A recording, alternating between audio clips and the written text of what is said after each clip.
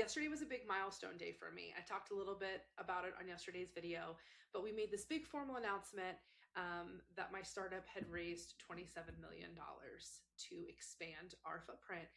And it was like all of the things you can imagine. Like, you work really hard for this thing, and we have these milestones in our life. And there was a press release, and there was a ton of press around it. And my inbox was flooded with congratulations. And yesterday was just really interesting.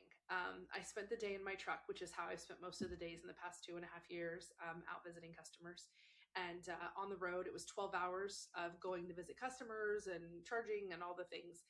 And I had to check in with my battery a lot yesterday. I had to check in to see how I was feeling, because there was like all these really high highs, and then there was a lot of low lows.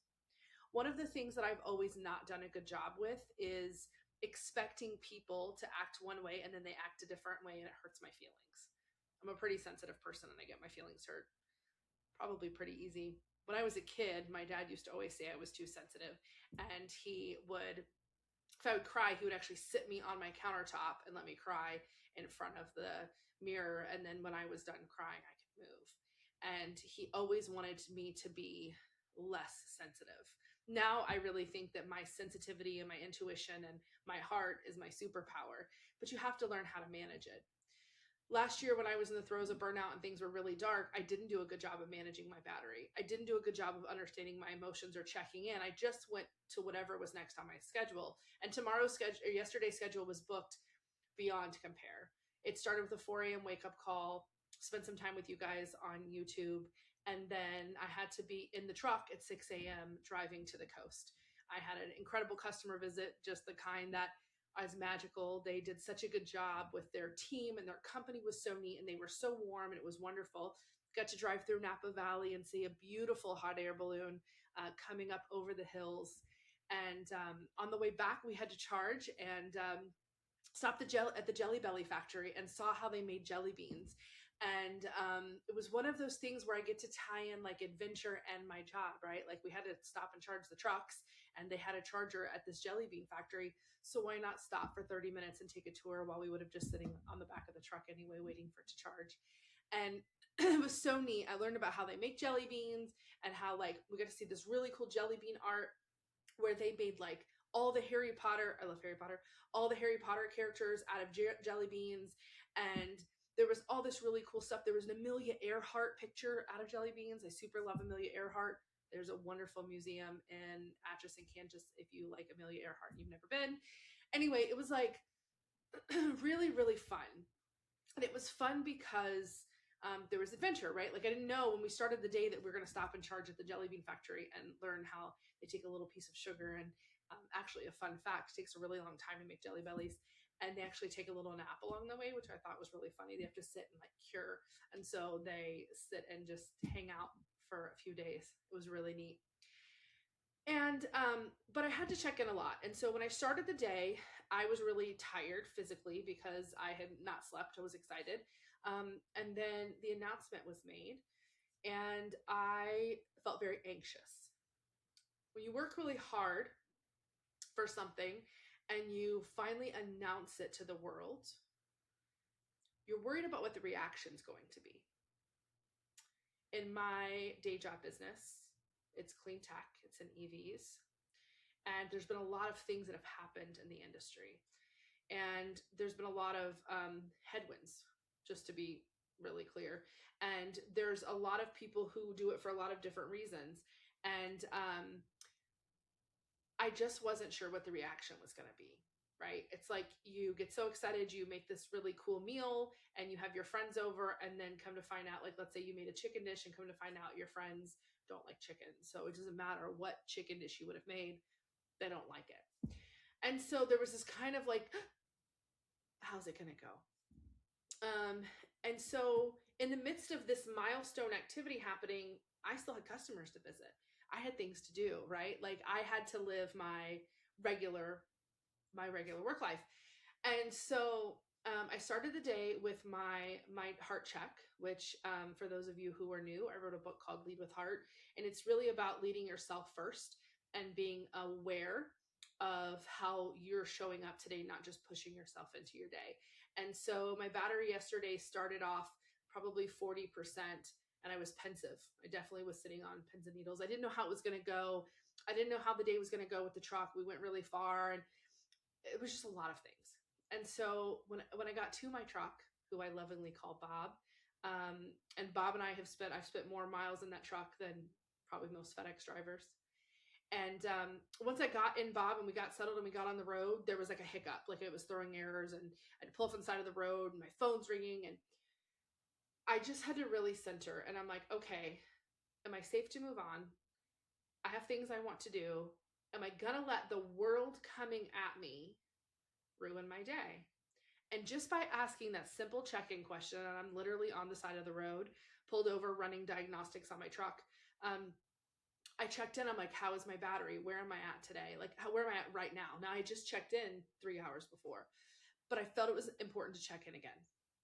And I checked in and I was like, okay, my battery is probably 70% still pensive. But once I was kind of in the thing I was doing, my battery actually got higher. And so I'm driving along and going through the beautiful hills of Napa and really trying to appreciate the moment.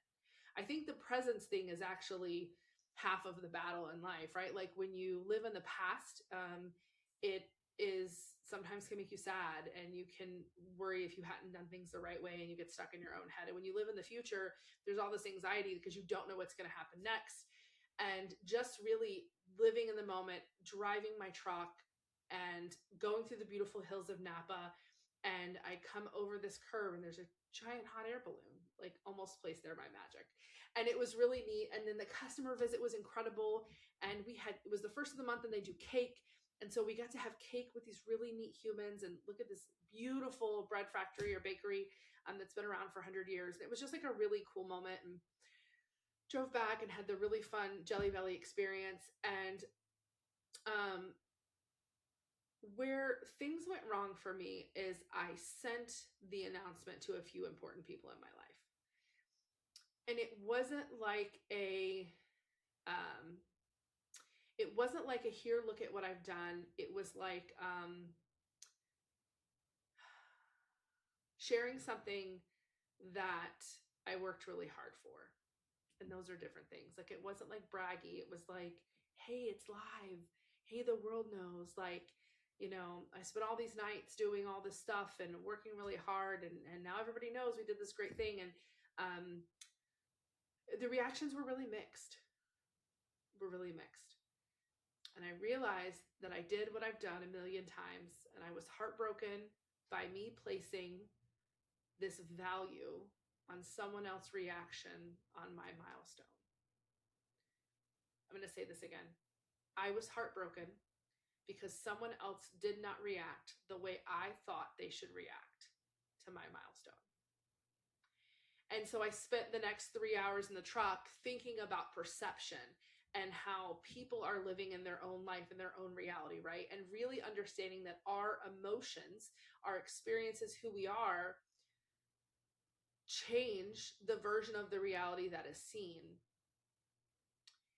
And the role that people play in your story is always going to be tinted by their own experience.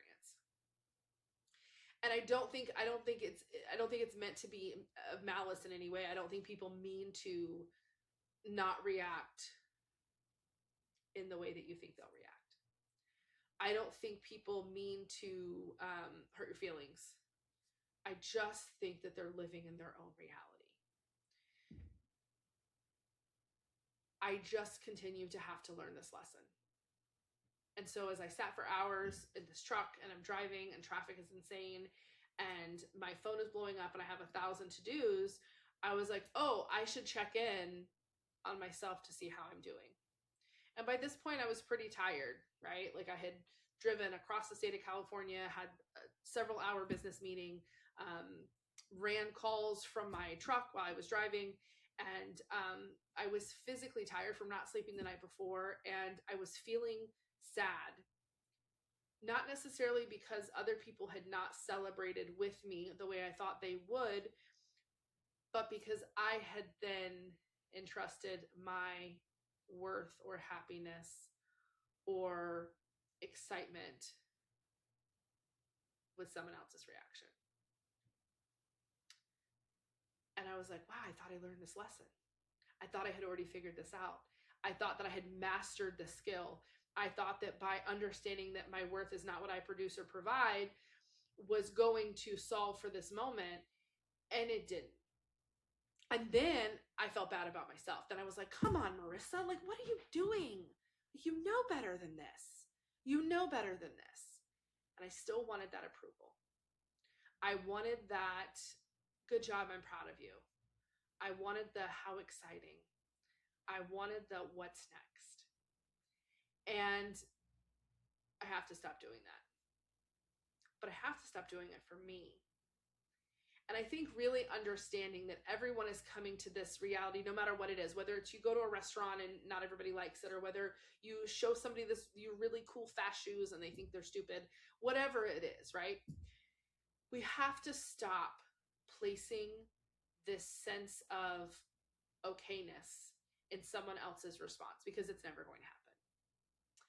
And for someone who might respond consistently in a positive way, maybe you hit them because they're having a bad day and they don't have the time or bandwidth for whatever you're sharing.